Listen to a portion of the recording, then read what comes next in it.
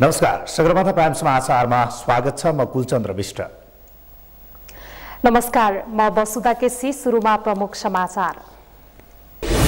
मन्त्री परिषदका पछिल्लो निर्णय सार्वजनिक। 5 मुलुकमा राजदूत सिफारिस। 3 देशका राजदूत फिर्ता बोलाइँदै शक्तिशाली यातायात प्राधिकरण बनाउने निर्णय। प्रस्तावित प्रधान न्यायाधीश सोलेन्द्र शमशेर जबरा विरुद्ध 9वटा उजुरी परे। उजुरीकर्तासँगको छलफलपछि सुनवाईको मिति तय गरिने। मेलम्ची खानेपानी आयोजनाका विषयमा मन्त्रालयले खेलवाड नगरेको सांसदहरूको आरोप प्रमाणित भए कारबाही गर्ने खानेपानी मन्त्री मगरको प्रतिबद्धता। इन्डोनेसियामा 430 जनाको ज्यान लिने गरी आएको सुनामी। निम्त्याएको ज्वालामुखी अझै सक्रिय, जोखिमको स्तर उच्च। र शहीद स्मारक ए डिभिजन लिगको उपाधि मनाङ मर्साङदीले जित्यो। सङ्कटाधीन 1 गोल अन्तरले पराजय।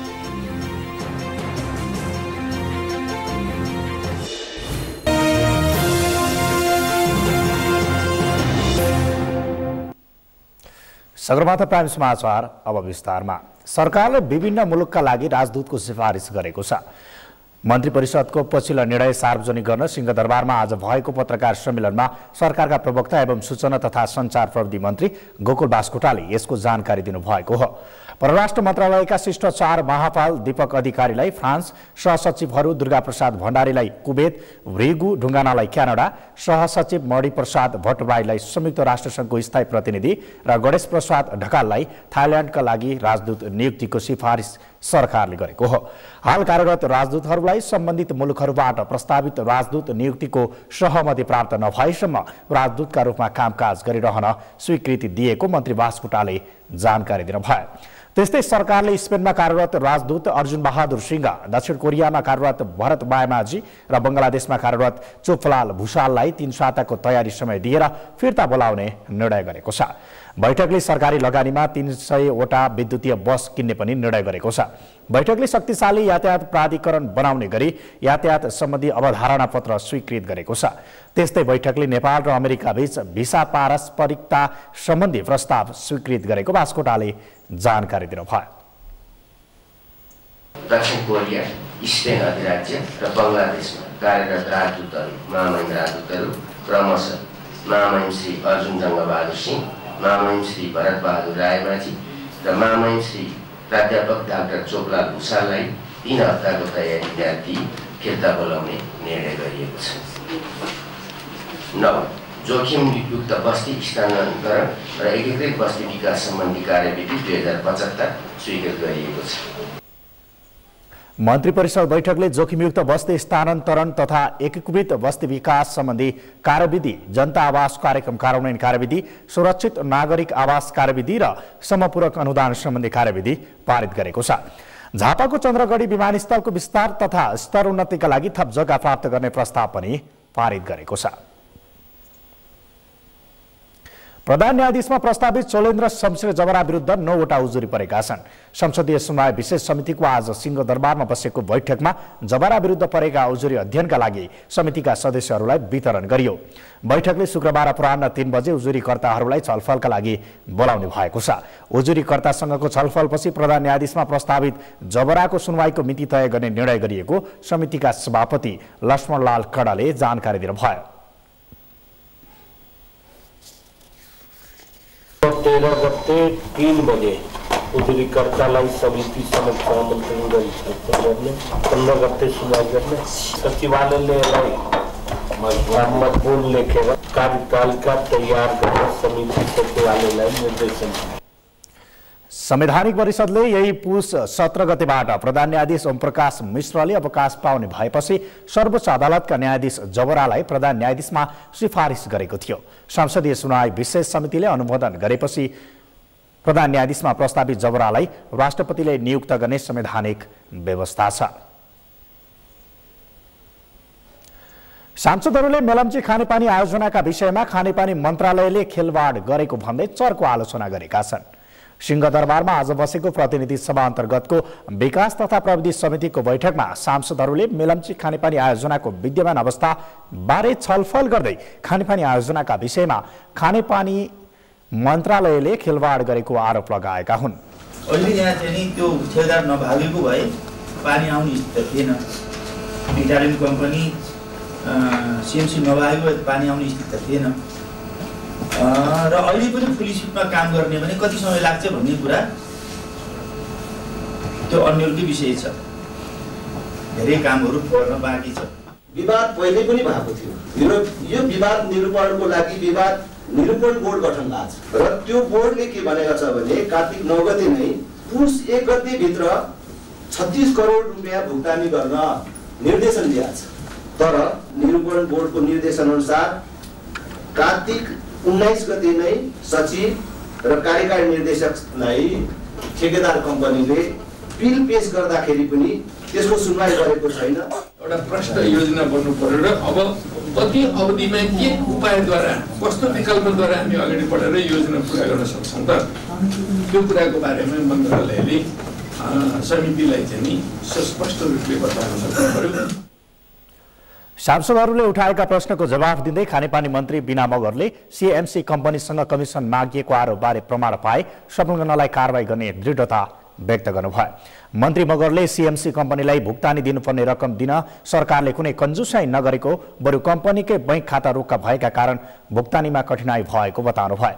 आर्थिक अपारदर्शिता ढिलासुस्ती लगायत आयोजना प्रभावित हुने कुनै पनि कार्य मान्य नहुने भन्दै उहाँले मेलम्चीको पानी छिटोभन्दा छिटो काठमाडौँका जनतालाई वितरण गर्न मन्त्रालय लागि परेको बताउनुभयो।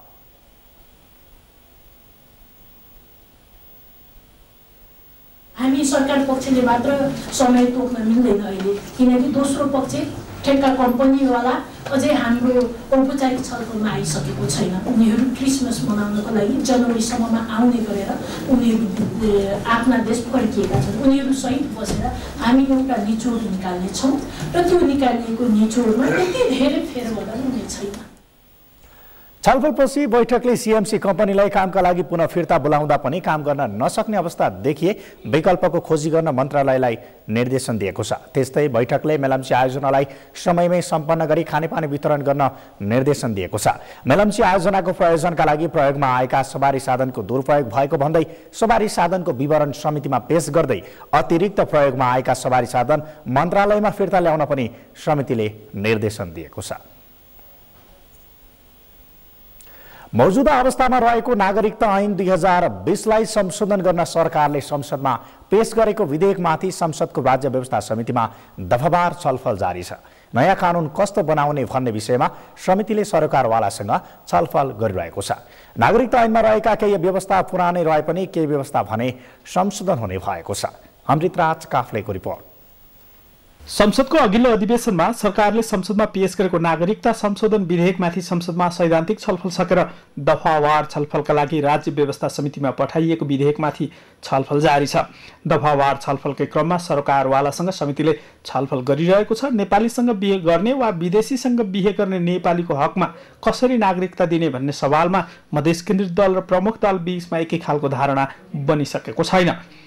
मधेस केन्द्रित दलहरूले नेपालीसँग बिहे गरेर आउनेलाई तत्कालै नागरिकता दिनुपर्ने अडान राख्दै आए पनि प्रमुख दलहरू भने बिहे गरेर आउने देशको नागरिकता त्यागेको प्रमाणपत्र पेश गरेपछि मात्रै नेपालको नागरिकता दिनुपर्ने पक्षमा छन्। राज्य व्यवस्था समितिले बिहिबार गैर आवासीय नेपालीलाई नागरिकता दिने विषयमा उनीहरूसँग समेत छलफल गरेको छ। छलफलका क्रममा गैर आवासीय नेपाली सङ्घका प्रतिनिधिले नेपाली नागरिक सरह नागरिकता पाउने कानुनी व्यवस्था गर्न सरकार र सङ्घीय संसदलाई आग्रह गरे। सामाजिक आर्थिक र चाहिँ के भने सांस्कृतिक अधिकारहरूमा अरू नेपालीले पाए सरहको भनेर राखिदिनु भए पनि हुन्छ र तर चाहिँ के भने त्यसमा कुनै पनि ल्याङ्ग्वेजहरू ल्याउँदाखेरि चाहिँ नियम अनुसार गर्ने अथवा चाहिँ तोकेको तरिकाले गर्ने भन्ने खालको ल्याङ्ग्वेजहरू नराखिदिनु होला।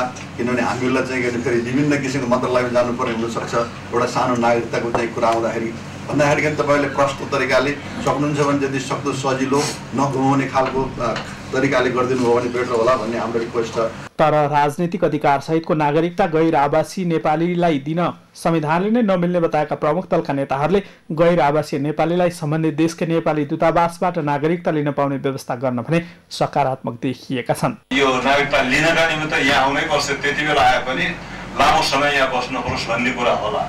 मलाई लाग्छ यसमा आपत्ति जनाउनु पर्छ भन्ने लाग्दैन। बरु त्यसमा मैले आफ्नो तर्फबाट राख्दाखेरि वैदेशिक सम्बन्धित देशको कूटनीतिक नियोग वा सम्बन्धित जिल्लामा गएर पनि दिन चाहन्छ भने दिन सक्ने र मन्त्रालयलाई पनि अप्सन सहित राखिदिने हो भने त्यो सुविधा नै हुन्छ।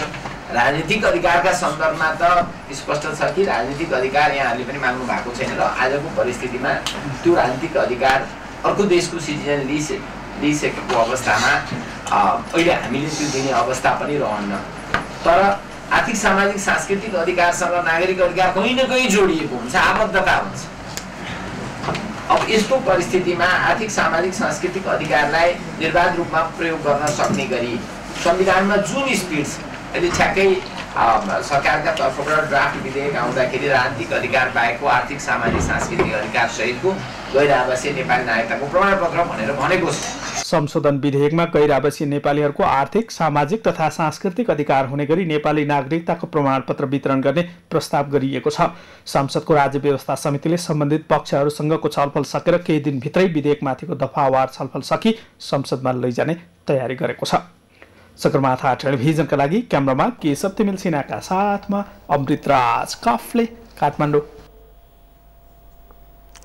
प्रधानमन्त्री केपी शर्मा ओलीले मुलुकको विकासका लागि एकजुट हुन आह्वान गर्नु भएको छ।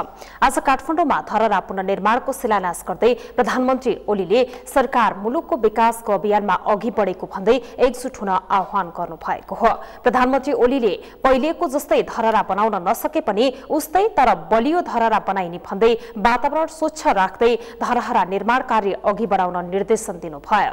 ठेकेदारले 2 वर्षभित्र धरहरा निर्माणको काम सक्ने उहाँको भनाइ छ। धरहराको पुनर्निर्माण विकासकै लहरको एउटा हिस्सा भएको पनि प्रधानमन्त्री ओलीले बताउनु भयो। सरकारवालादेखि लिएर अनेक थरीले विचार विमर्श लामो समयसम्म गरेर नै यस कामलाई अगाडि बढाइएको छ। त्यसकारण हामी विकास निर्माणका कामहरूमा आधुनिकता सहितको हाम्रो गौरवपूर्ण इतिहासलाई कायम राख्ने कुरामा पछाडि सर्नु हुँदैन। भूकम्प गएको झण्डै 4 वर्ष पुग्न लाग्दा राष्ट्रिय पुनर्निर्माण प्राधिकरणको समन्वयमा धरहरा पुनर्निर्माणको औपचारिक थालनी गरिएको हो। धरहराका लागि जग खन्ने काम अन्तिम चरणमा पुगेको छ। 2 वर्षमा निर्माण सम्पन्न गर्ने लक्ष्य रहेको नयाँ धरहरा 22 तलाको हुनेछ। भीमसेन थापाले बनाएको 11 तले धरहरा विक्रम सम्वत 1990 सालको भूकम्पमा भत्किएर 9 तलामा सीमित भएको थियो। यसअघि प्रधानमन्त्री ओलीले 2072 फागुन 2 गते मेरो धरहरा म आफै बनाउँछु भन्ने अभियानको थालनी पनि गर्नु भएको थियो। अभियानको कोषमा अहिलेसम्म 24 करोड रुपैयाँ जम्मा भएको छ। धरहरा पुनर्निर्माणको लागि 3 अर्ब 48 करोड रुपैयाँ लाग्ने अनुमान गरिएको छ।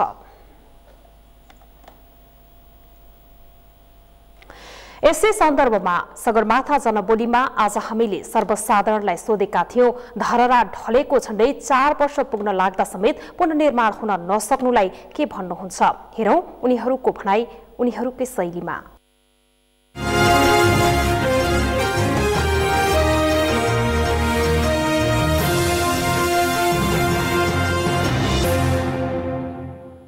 राजधानीको मुटुमा रहेका यी धार्मिक स्थलहरूलाई, यी पर्यटकीय स्थलहरूलाई सरकारले चाँडोभन्दा चाँडो जो फेरि पनि शिलान्यास भएको छ, फेरि अर्को पटक पनि शिलान्यासको नाममा देशको ढिकुटी रित्याउनु हुँदैन। यो निर्माण व्यवसायी सङ्घले बेलामा काम नगर्नु या त कमिसनको उसले गर्दाखेरि हो या त सरकारको कमजोरी। अब सरकारकै कमजोरी भन्न सकिन्छ। अनि अब सरकारको नेताको भयो होइन, अनि जनताको पनि। यो बन्दैन, यो सब यिनीहरूको हावादारी काम हो कि यो। त्यसैले गर्दा यिनीहरूले ओलीले गरे पनि हुँदैन, पत्रले गरे पनि हुँदैन। विदेशबाट कोही भिजिटरको लागि आउँदैछ भने चाहिँ जस्तो निर्माण पनि छिटै गर्ने होइन। अनि अब आफ्नो देशको होइन, आफ्नो देशको पहिला हेर्नु पर्यो नि त। अनि त्यसको लागि चाहिँ यो अहिले यो शिलान्यासको नाटक गरेर चाहिँ के गर्न खोजेका हुन् नेताहरूले? अब एकजनाले गर भन्छ, अर्कोले गर्दैन। अब त्यो सबै त्यो भ्रष्ट भएपछि यस्तै हुन्छ। काम गर्ने निकायहरूले चाहिँ चासो नदेकै हो। सरकारको लापरवाही नै होला। कहाँबाट यत्रो फन्डहरू पनि उठिरहेछ होइन, त्यही पनि केही हुन सकेको छैन। यो चाहिँ सरकारको चाहिँ गैर जिम्मेवारी हो। यो पटक चाहिँ जति चाहिँ सरकार फेरिन्छ त्यतिखेर चाहिँ यो नबन्नु, टाइममा बनाउनु पर्छ। एकचोटि शिलान्यास भएपछि त्यही चरणमा बन्नुपर्छ। यो चाहिँ सरकारको गैर जिम्मेवारी हो, यो राम्रो होइन। यस जनबोलीका प्रायोजक सरकारले गठन गरेको अधिकार सम्पन्न उच्च स्तरीय राजनैतिक वार्ता टोलीले मुलुक द्वन्द्वरत अवस्थामा नरहेको निष्कर्ष निकालेको छ। आज काठमाडौँमा पत्रकार सम्मेलन गर्दै वार्ता टोलीले विगतमा भूमिगत र अर्ध भूमिगत अवस्थामा द्वन्द्वरत समूह विगतका क्रियाकलाप त्यागेर राजनैतिक प्रक्रियामा आइसकेको भन्दै मुलुक द्वन्द्वरत अवस्थामा नरहेको निष्कर्ष निकालेको हो। सरकारी वार्ता टोलीले देशमा द्वन्द्व समाप्त भएको निष्कर्ष निकाल्दै राजनैतिक वार्ता समितिले प्रधानमन्त्रीलाई रिपोर्ट समेत बुझाएको छ। द्वन्द्व समाप्त भएको दाबीसहित बुझाइएको प्रतिवेदनमा विप्लव समूहका कार्यकर्ताहरूलाई थुनामुक्त गरे पनि उनीहरूसँग छलफल हुन नसकेको उल्लेख छ। 23वटा विभिन्न समूहहरूसँग औपचारिक रूपमा वार्ता गरेको टोलीले विप्लव नेतृत्वको समूहसँग भने वार्ता गरेन।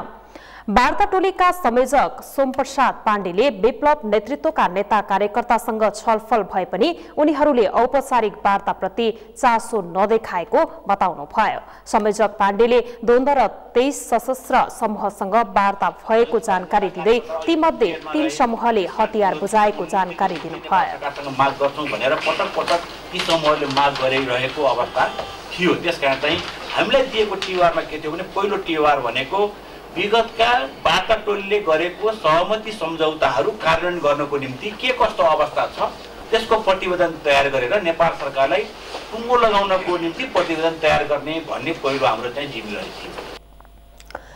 वार्ता टोलीले एकाध समूह बाहेक अरू समूहसँग थप संवाद र वार्ता गरिरहनु नपर्ने समेत दावी गरेको छ।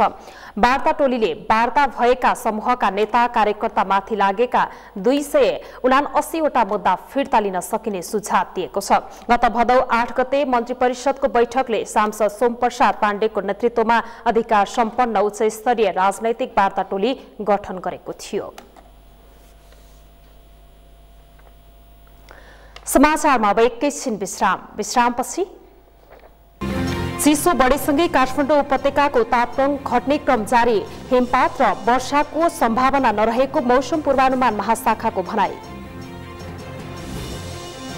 राप्ती राजमार्ग अन्तर्गत सल्यान रुकुम सडक खण्ड जीर्ण, टालटुले कामका कारण दुर्घटनाको जोखिम बढ्यो।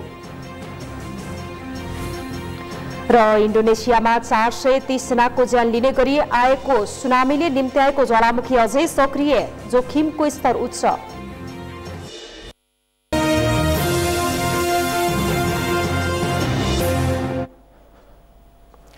विश्रामपछि सगरमाथा प्राइम समाचारमा स्वागत छ। अब बाँकी समाचार। नेपाल भारत प्रबुद्ध व्यक्ति समूह एपीजी को प्रतिवेदन तयार भएको झण्डै 7 महिना पुगे पनि अझै यो प्रतिवेदन दुवै देशका सरकारलाई बुझाइएको छैन।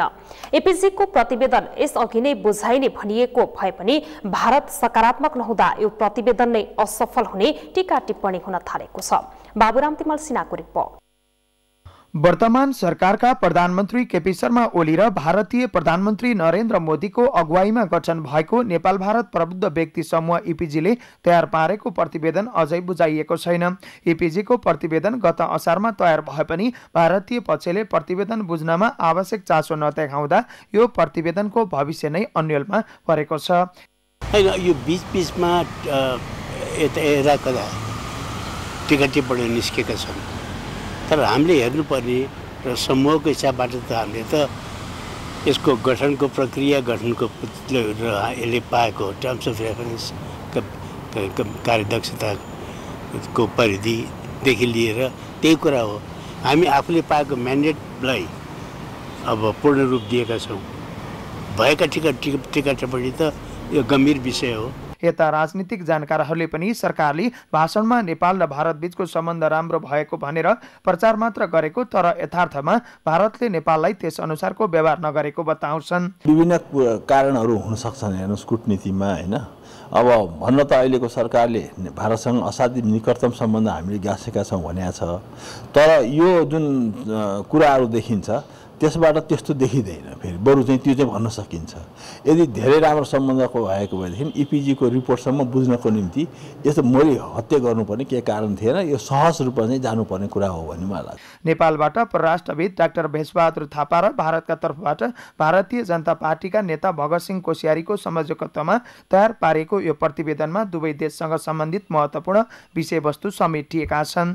एपीजीलाई दुई देशबीचको सन्धि सम्झौता समीक्षा तथा आवश्यकता अनुसार आवधिक संशोधन गर्न र प्रतिस्थापन गर्ने जिम्मेवारी दिएको थियो। समितिले विगतमा भएको नेपाल भारत सम्बन्ध सुधार तथा सुमधुर बनाउन भएको सन् 1950 को सन्धि सहित अधिकांश सम्झौता पुनरावलोकन सहित प्रतिवेदन तयार पारिसकेको छ।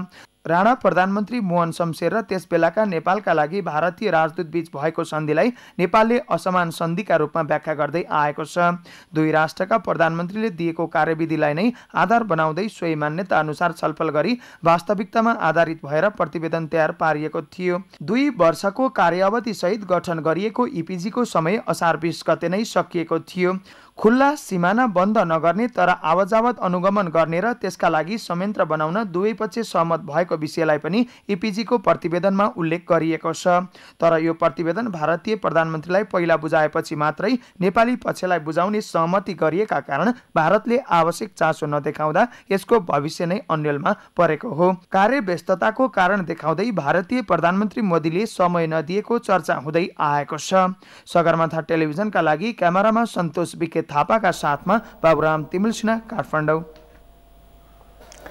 नेपाल वायु सेवा निगमका महाप्रबन्धक सुगत रत्न कंसाकारले वाइडबडी जहाज खरिदमा 1 रुपैयाँ पनि भ्रष्टाचार नभएको बताउनु भएको छ। आज काठमाडौँमा सम्पन्न साक्षात्कारमा महाप्रबन्धक कंसाकारले जहाज खरिदमा भएका टिक्का टिप्पणी गलत रहेको बताउनु भयो। उहाँले वाइडबडी खरिद प्रक्रियामा सर्वोच्च अदालतले खरिद प्रक्रिया नियम कानून अनुसार नै रहेको भनेर फैसला गरेको स्पष्ट पार्नुभयो। कंसाकारले वाइडबडी जहाज खरिदमा भ्रष्टाचार नभएको दावी गर्दै आफूले पदबाट राजीनामा दिन नपर्ने पनि बताउनु भयो। इतिहासमै सबैभन्दा कम मूल्यमा जहाज खरिद गरेको दावी गर्दै उहाँले विरोध गर्नेहरूले कुरै नबुझेको बताउनु भयो। कंसाकारले प्राविधिक कुरा नबुझी हल्लाको पछि नलाग्न नेताहरूलाई सुझाव दिनुभयो। उहाँले भुक्तानी गर्नुअघि नेपाल वायु सेवा निगमले महालेखा परीक्षकलाई जानकारी भने नगराएको स्पष्ट पार्नुभयो। नेपाल 1 नम्बरमा पनि केन्द्रमा गर्नै पर्ने। अब निर्माता कम्पनीहरूसँग किनेर टेन्डर गर्नु भने चाहिँ बोइङले पनि भाग लिनु पाउने भयो त। हामीले चाहिँ बोइङलाई चाहिँ भाग लिनु पाउने किसिमबाट टेन्डर चाहिँ गर्नै चाहेको छैन त। मैले कहिले काहीँ भन्छु त होइन, अझै टिममा पनि बनाएको थियो। ओ फेरि 2टा बोइङ किन्यो भने त 210 राष्ट्रको हजारौँ एयरलाइन्सको सम्पूर्ण स्वास चाहिँ निम्ति चाहिँ म हुन्छु त। त्यस्तै उहाँले वाइडबडी असफल बनाउने तत्त्वहरू रहेको र त्यसप्रति आफू जानकार रहेको पनि बताउनु भयो। आफूलाई विमान खरिद प्रकरणमा 6 अर्ब भ्रष्टाचारको आरोप लगाइए पनि यसमा कुनै सत्यता नभएको पनि उहाँले जिकिर गर्नुभयो।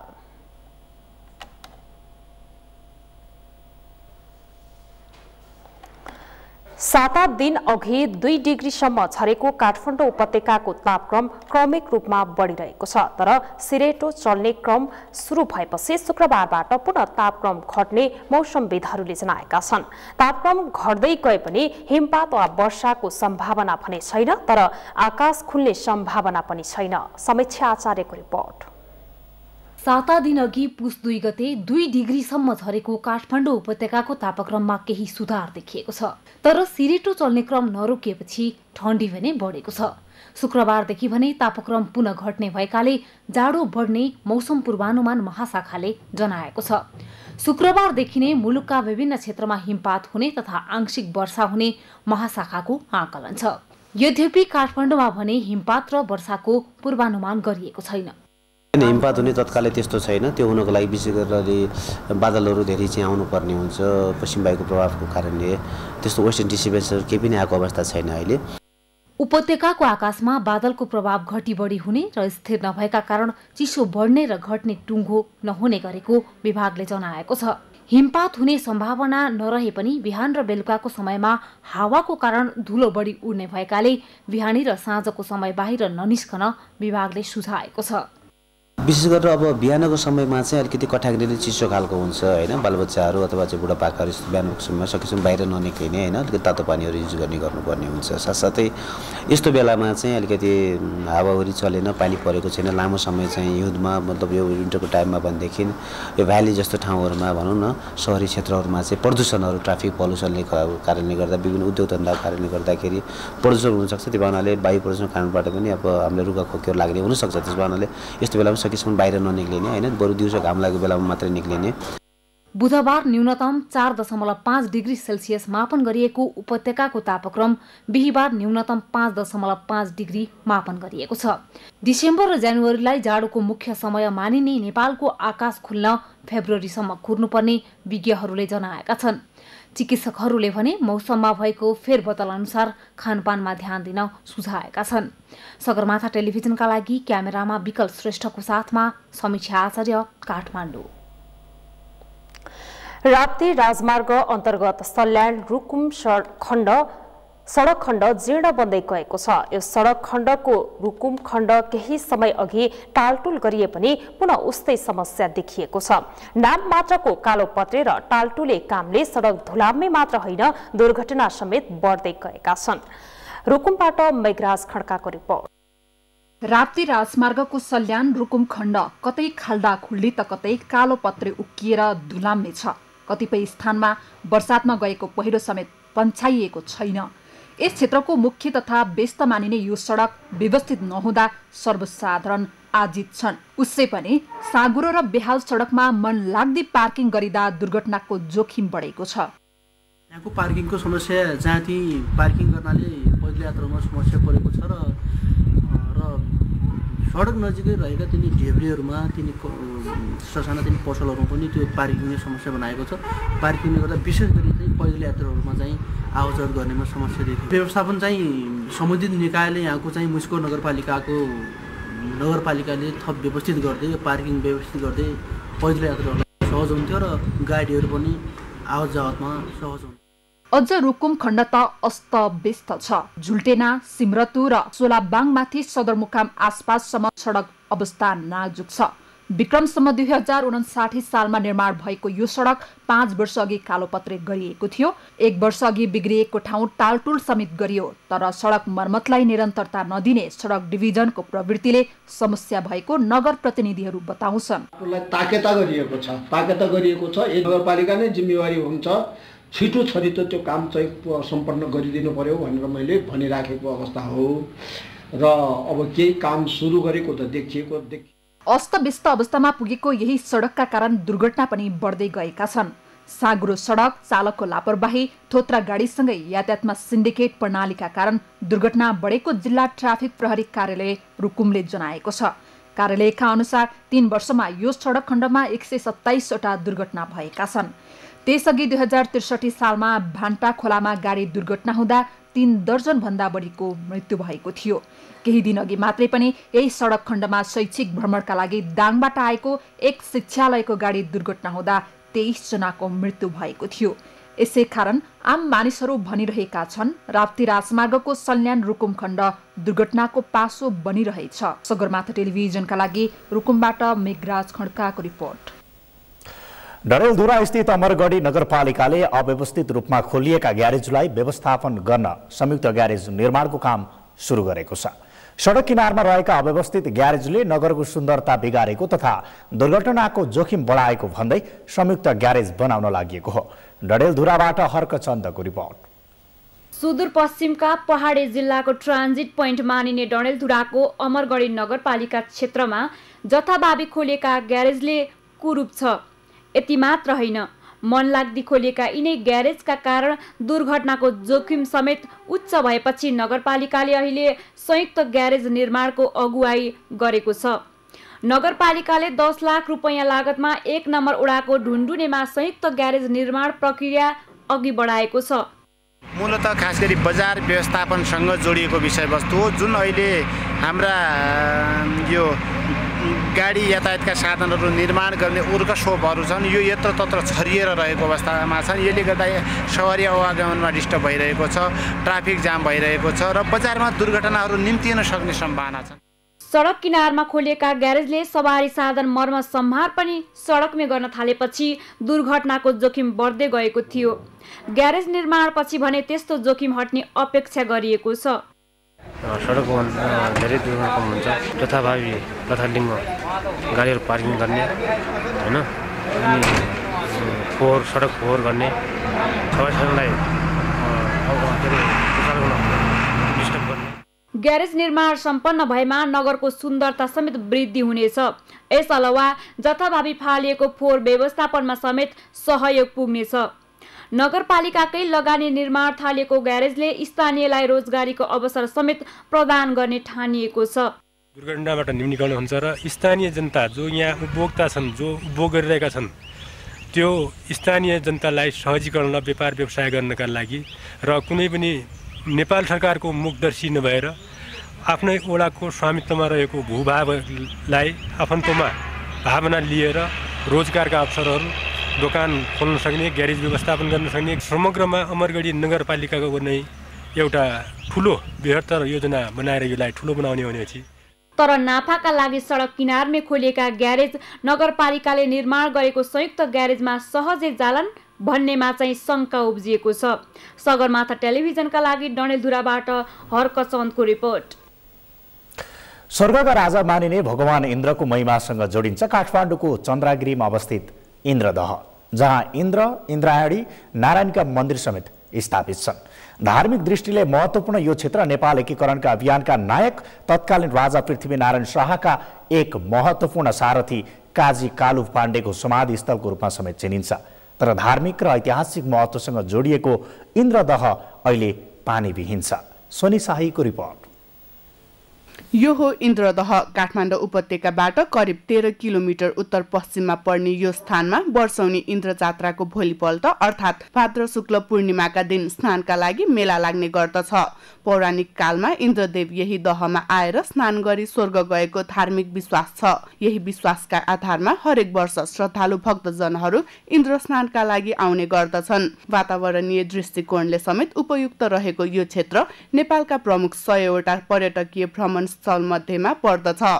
तर विडम्बना इन्द्रदह अहिले पानीविहीन छ। इन्द्रदह पानीविहीन बनेपछि यहाँको आकर्षण नै घटेको स्थानीयहरू बताउँछन्। यसै कारण इन्द्रदह क्षेत्र जाने पर्यटकहरूको संख्या क्रमिक रूपमा घट्दो छ। पानी बिनाको दह संगतिगत नभएको भन्दै स्थानीयवासीहरू धार्मिक महत्त्व घट्न लागेको चिन्तित छन्।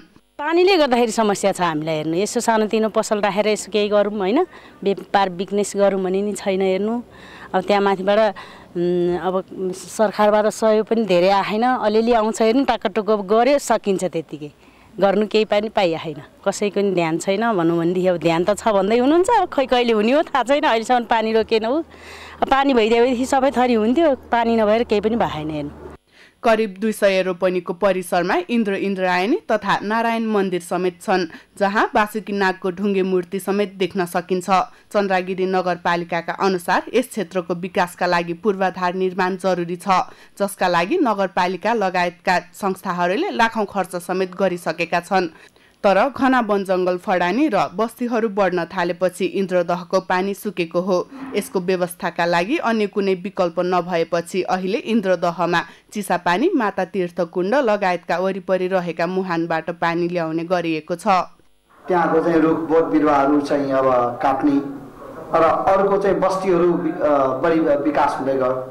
त्यसले गर्दाखेरि त्यो ठाउँमा हाइटमा रहेको हुँदाखेरि धेरै इनार खन्दा पनि तलसम्म खन्नुपर्ने र पानी बेसरी पर्दाखेरि चाहिँ त्यहाँको पोखरीमा चाहिँ पानी भर्ने भयो लामो समयसम्म। अब पानी चाहिँ अब हिउँदमा पानी नपर्ने, जलवायुको कारणले पनि पानी नपर्ने कारण र जङ्गलमा सेर गएको कारणले गर्दा पनि पानी कम परेको एउटा कारण त्यो देखिन्छ। त्यसो त इन्द्रदह आसपासको क्षेत्र नेपाल एकीकरणका एक महत्त्वपूर्ण सारथी काजी कालु पाण्डेको समाधि स्थलको रूपमा समेत चिनिन्छ। यसले नेपालको ऐतिहासिक पक्षलाई अझ बढी उजागर गरेको छ। तर तदअनुरूपको पूर्वाधार र पानीको स्रोत मास्ने काम बन्द नगरे इन्द्रदह दन्ते कथा जस्तो नबन्ला भन्न सकिन्न। चन्द्रगिरी नगरपालिका स्थित इन्द्रदह ऐतिहासिक दृष्टिकोणले निकै नै महत्त्वपूर्ण भए तापनि यसको उचित संरक्षणमा भने सरकार निकायको ध्यानकर्षण भएको छैन। सगरमाथा टेलिभिजनका लागि क्यामेरामा अजय हाकुजुका साथ सोनी शाही, इन्द्रदह।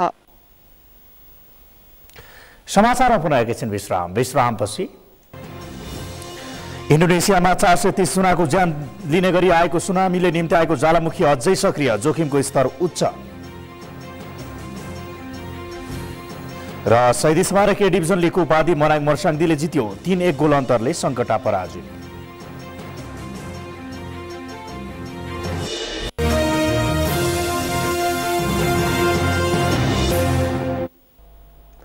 अब पालो अर्थ समाचारको। अर्थ समाचारका प्रायोजक लेखनाथको तालचोकमा जारी 15औं संस्करणको लेखनाथ महोत्सवमा दर्शकको चाप बढेसँगै कारोबार समेत बढेको छ। महोत्सवमा आज 3 करोड रुपियाँ बढीको कारोबार भयो। हालसम्म महोत्सवमा 10 करोड बढीको कारोबार भएको आयोजक लेखनाथ उद्योग वाणिज्य संघले जनाएको छ। महोत्सवमा 350 स्टलबाट उपभोक्तादेखि उत्पादकसम्मको जमघट गराउने र उत्पादकत्व वृद्धिसँगै उत्पादित वस्तुको बजारीकरणमा सहयोग पुग्ने अपेक्षा गरिएको छ। महोत्सव लेखनाथको संस्कृति, स्थानीय उत्पादन, विकास र समृद्धि भन्ने मूल नाराका साथ पुस 5 गतेदेखि सुरु कास्कीको तालचोकमा भएको महोत्सवमा लामो समयदेखि भेटवार्ता नभएका स्थानीयको भेट गराउने थलोको रूपमा पनि परिणत हुँदै गएको छ। महोत्सव पुस 16 गतेसम्म चल्नेछ। अब मौसम सम्बन्धी जानकारी। यस मौसम समाचारका प्रायोजक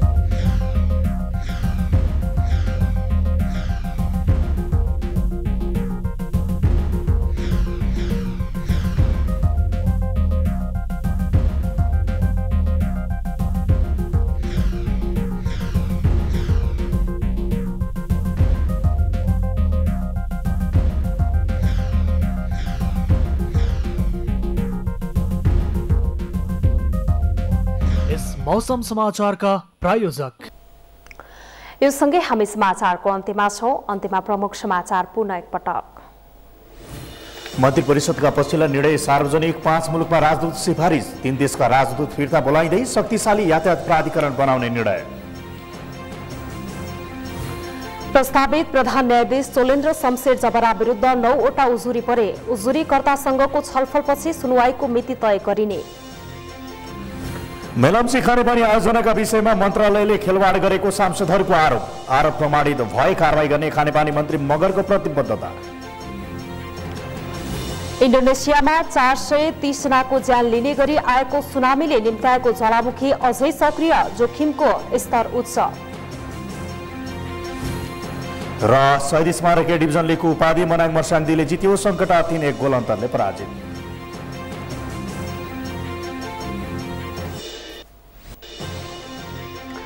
हौस् त सगरमाथा प्राइम समाचार अहिलेलाई सकियो। तपाईँ समाचार बुलेटिनका साथै सगरमाथा टेलिभिजनका सम्पूर्ण कार्यक्रम www.sagarmatha.tv मा प्रत्यक्ष पढ्न र हेर्न सक्नुहुनेछ।